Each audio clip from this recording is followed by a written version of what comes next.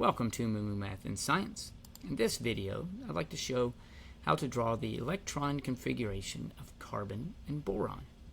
I'll be using the diagonal rule. Up first is we need to figure out how many electrons carbon has.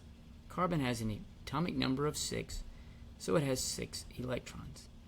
Next, I draw the diagonal rule chart. I will start with the s orbital, 1 through 7, then move to the p orbital, 2 through 7, then the d's, then the f's.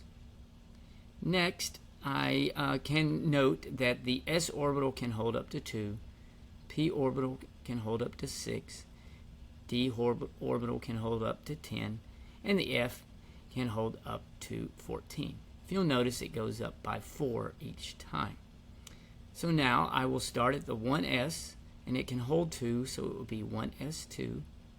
Then we have 2s2, then 2p2, because I only have 2 electrons left.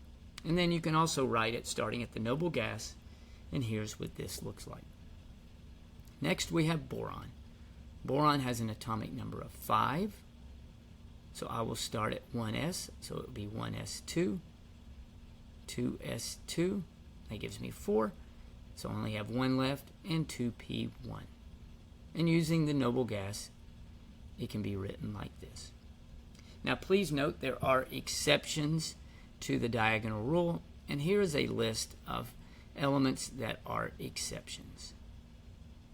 So I hope that helps in writing up the electron configuration of carbon and boron.